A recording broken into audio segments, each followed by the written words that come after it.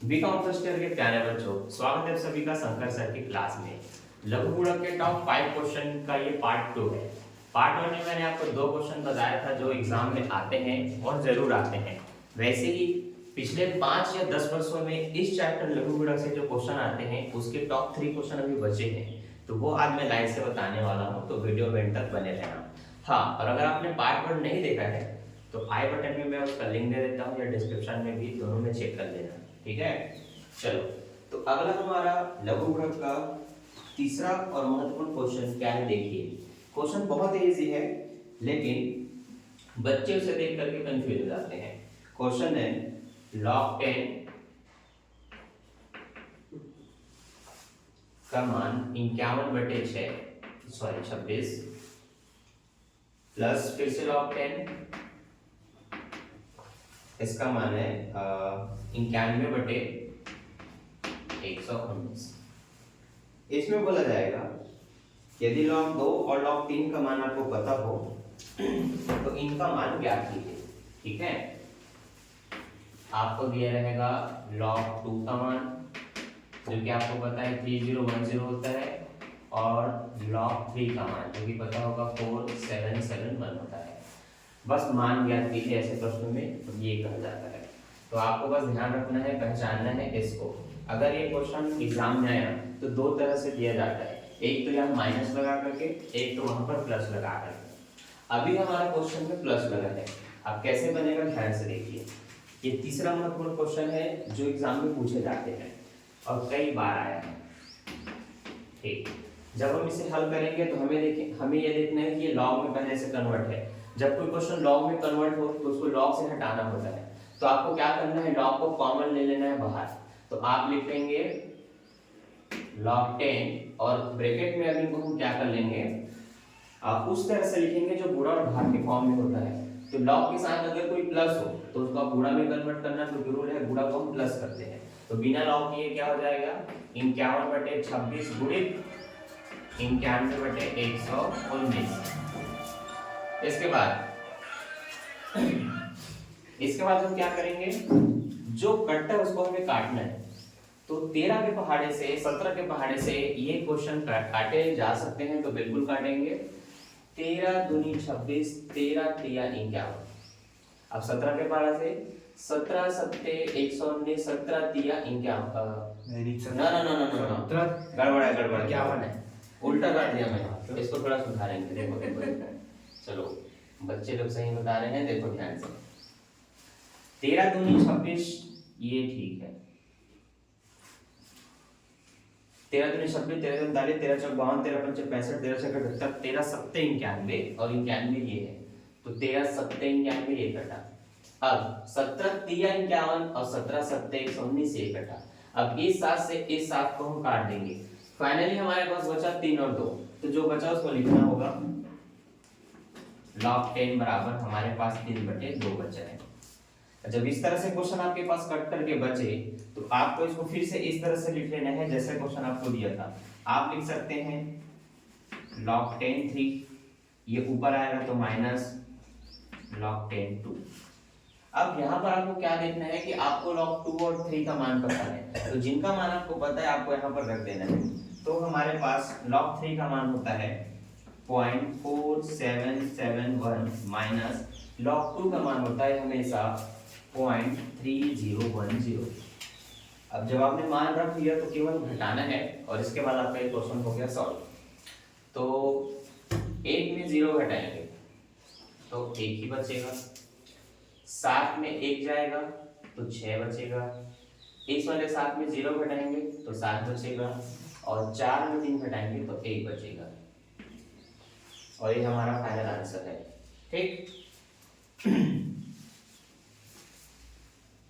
ठीक, प्रॉपर आपको दिखाई दे रहा है।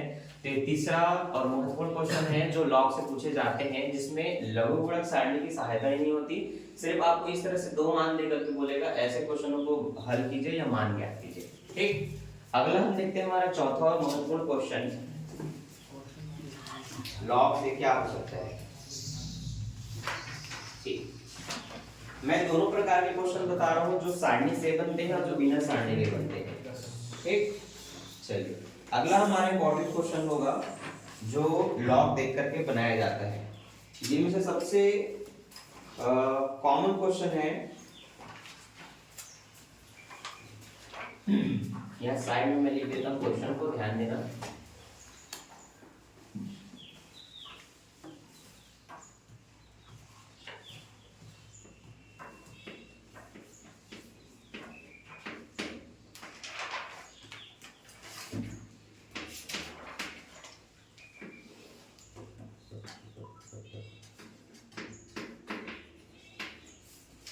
ठीक, ये क्वेश्चन जिसे एग्जाम में दो प्रकार से दिया जा सकता है। एक तो ऐसा इस फॉर्म में जैसा मैंने आपको दिया, दूसरा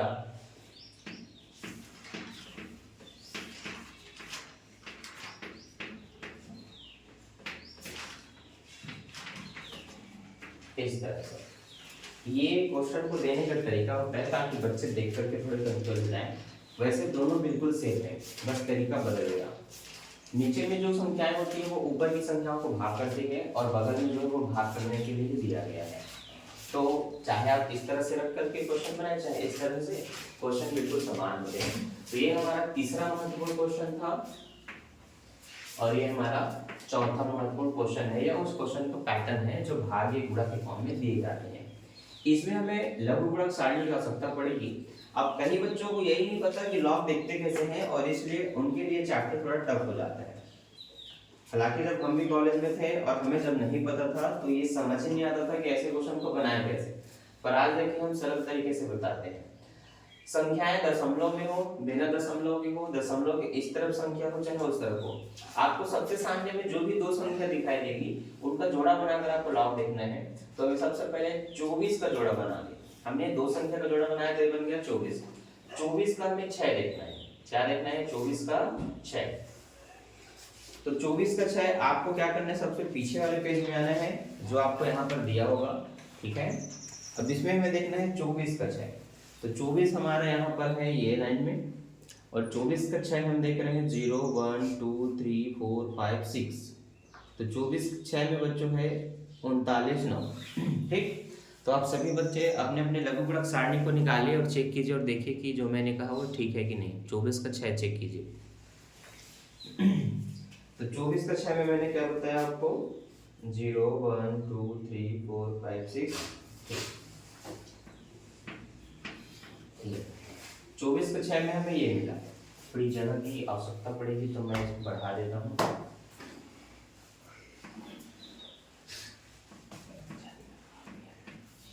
ठीक, इसके बाद मेन डिफरेंस देखना होता है तो मेन डिफरेंस हम 6 देखेंगे। मेन डिफरेंस है तो उसमें क्या मिल रहा है हमें,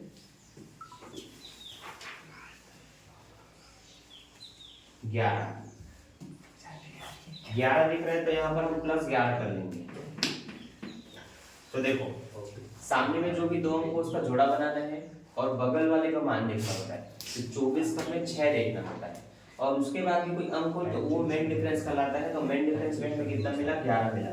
अब दशमलव से पहले जितने अंकों के होते हैं उसमें से एक घटाना होता है। तो जब भी लॉग देखोगे दशमलव से पहले के जितने अंकों की संख्या होगी उसमें से एक घटाना।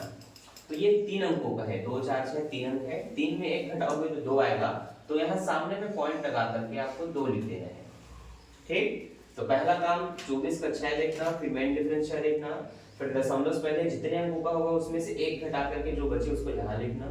अब जो भी मान लिख लिए हैं वैसे ही काम हम अगले के लिए करेंगे। गुणा को हम प्लस में कन्वर्ट करते हैं, उससे पहले लॉग लिखना होता है। मैंने लॉग लिखा नहीं है, माय मिस्टेक, ठीक है। जगह की कमी थी तो मैं इसको ऊपर में लिख लेता हूँ मिटा करके। ध्यान देना जब क्वेश्चन ऐसा या इस तरह से दे तो सबसे पहले काम लॉग में लिखने का। हम लिख लेते हैं लॉग 246.6, गुणा को हमें प्लस में लिख लेना है, फिर लिख लेना है लॉग 32.64, फिर जो भाग में होता है उसको माइनस में लिखेंगे और लिखेंगे लॉग 6.786, ठीक। इतना जब हम लिख लेंगे तो उसके बाद हमें मान देखना होता है। तो 24 का 6 मेन डिफरेंस है, ये हमने पूरा जब मान रखा तो ये सीन आया हमारे पास, ठीक। जिसको वहां ऊपर में लिख देता हूँ ताकि बेहतर समझ में आए आपको। तो 2.3909 प्लस 11, ठीक है। यहाँ पर प्लस का चिन्ह है तो आप प्लस का चिन्ह लगा सकते हैं और बाहर में आप लिख सकते हैं एंटीलॉग, क्योंकि लास्ट में आपको क्या निकालना होता है, एंटीलॉग। तो आप ये लिखते हुए चलेंगे। अब आपको देखना है 32 का 6। हाँ, अब आप देखिए 32 का 6 देखना है। तो 32 का 6 आपको ये लाइन पे है 0 1 2 3 4 5 6। तो 32 के 6 में हमारे पास है 51 32, ठीक। तो जो बच्चे देखना चाहते हैं आप 32 वाले लाइन को चेक कीजिए, ये है 32 वाला लाइन और यहाँ पर 0 1 2 3 4 5 6 51 32, ठीक। तो यहाँ पर मैं रख देता हूँ 51 32, उसका मेन डिफरेंस 4 लिख लेते हैं। तो 32 का 4 में आपका 5 है, तो यहाँ पर हम लिख लेते हैं +5। इसके बाद ये 2 अंकों का है, दशमलव से पहले इसमें 2 ही अंक है, उसमें से 1 घटाओगे तो 1 बचेगा, इसलिए यहाँ पर सामने में 0.1 लिख लेना। तो ये याद रहे, लॉग लिखते समय दशमलव से पहले जितने अंक होंगे आपके पास उसमें से 1 घटाना होता है। अब यहाँ माइनस का चिन्ह है तो माइनस लगा देंगे। अब यहाँ दशमलव से पहले 1 ही अंक है, लेकिन मैंने क्या बोला, जितने भी संख्या जहां भी हो सामने से 2 जोड़ा बनाना है। तो हमें क्या करना है, अब 67 का जोड़ा बना करके उसका 8 देखना है। तो 67 का 8 आपको पीछे पेज में मिलेगा जो आपके पास लॉग की साइड में। तो सभी बच्चे जो लॉग देख करके बनाना चाहते हैं, सीखना चाहते हैं, सभी आओ पीछे पेज में। और यहाँ पर देखो 67। तो 67 का हम चेक कर लेते हैं 8। तो 0 1 2 3 4 5 6 7 8, इस पे है हमारे पास 83 12। तो यहाँ पर हम लिख लेते हैं 83 12। मेन डिफरेंस 6 लिख लेते हैं, लास्ट में 6 है। तो 67 का 6 उसमें है 4, ठीक। तो यहाँ पर हम +4 कर लेते हैं।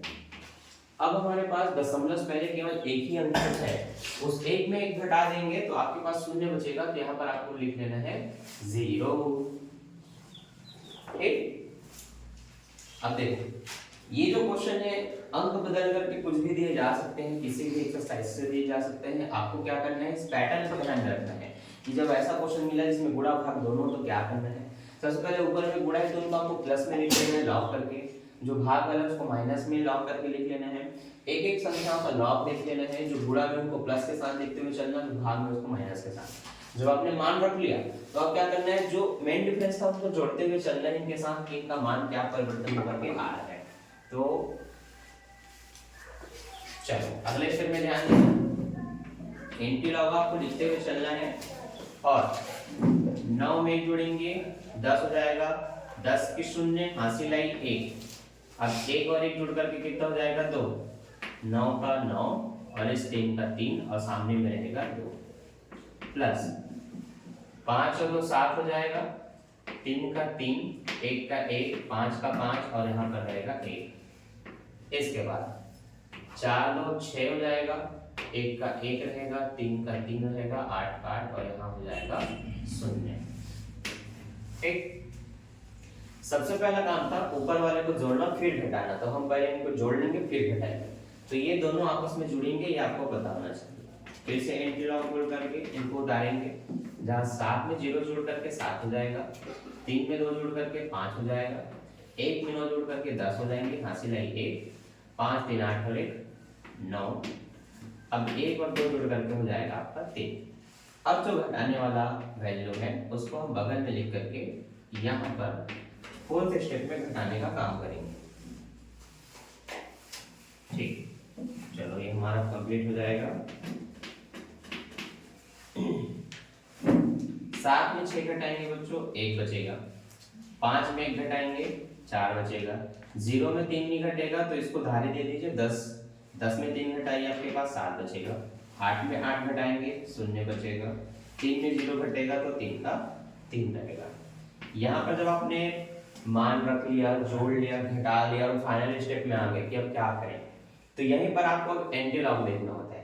एंटीलॉग की सारणी दशमलव से स्टार्ट होती है, तो आपको हमेशा दशमलव के बाद क्या 2 अंक है उसका लॉग देखना होता है, दशमलव से पहले का नहीं देखना होता।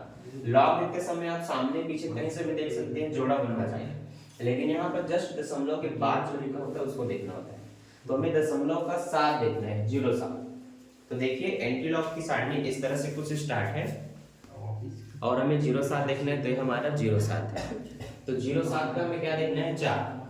तो 1 2 3 4, 07 के 4 में हमारे पास है 1186।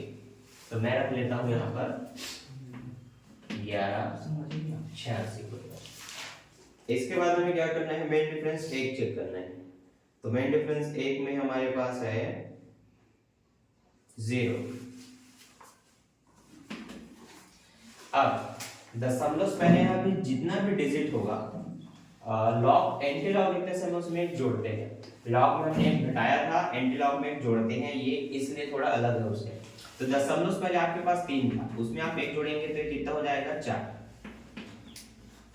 ये जुड़ के तो वैसे नहीं जाएगा। तो जितने अंक होंगे सामने में उतने अंकों के बाद दशमलव लगाना होता है। तो हमारे पास 1186 कुल 4 ही अंक है। तो 4 अंक बाद अगर आप दशमलव लगाते हैं कुछ इस तरह से, तो दशमलव बाद अगर कोई संख्या नहीं है तो उस दशमलव को कोई काम भी नहीं है, तो आप कहेंगे आपको फाइनल जो आंसर आया वो आया आपका 1186। तो ये चौथा इंपॉर्टेंट क्वेश्चन था लॉग का।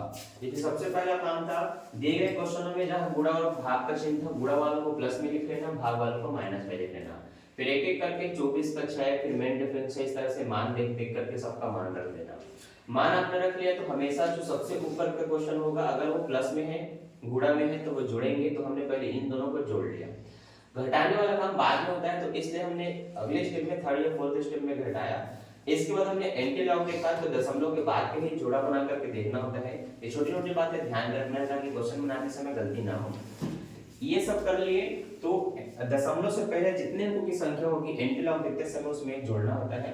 तो 3 में जोड़ करके 4 होगा, तो ठीक 4 बाद दशमलव लगेगा, लेकिन कोई संख्या ही नहीं है आगे, इसलिए मैंने दशमलव को हटा दिया। ठीक है, ये हमारा फाइनल और फोर्थ क्वेश्चन हुआ। एक क्वेश्चन और बचेगा, अगला लॉग से क्या इंपॉर्टेंट क्वेश्चन के रूप में आ सकता है। तो अगला जो क्वेश्चन होता है वो करनी का होता है, जिसमें क्वेश्चन नंबर 9 19 यहाँ से आपके क्वेश्चन आते हैं। अब वो क्या है, इतना आप लोग नोट कीजिए, फिर मैं बताता हूँ कि अगला इंपॉर्टेंट क्या है। ठीक, तो पांचवा और महत्वपूर्ण क्वेश्चन, वैसे 5वें नंबर पे 2 क्वेश्चन है, एक जो लॉग से बनता है, दूसरा जो बिना लॉग के बनता है। लेकिन 5वें क्वेश्चन करनी के होते हैं। किसके होते हैं, करनी के। तो ये जो क्वेश्चन है इसमें लॉग का मान दिया है, मतलब ये बिना लॉग से बनेगा, हमें सारणी जाके नहीं देखना। तो लेकिन इसको जब करनी के अंदर करनी लिखे तो सबसे लास्ट करनी जो अंदर में होगी सबसे पीछे से इस क्वेश्चन को बनाते हुए चलते हैं। तो सबसे पहला रूल, हल करके क्वेश्चन को लिख लेना।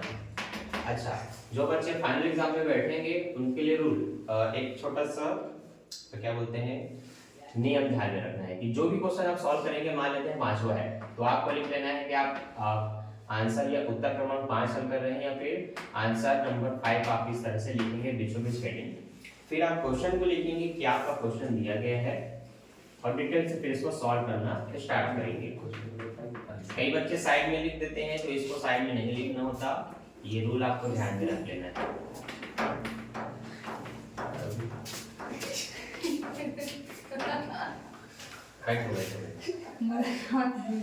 बैठो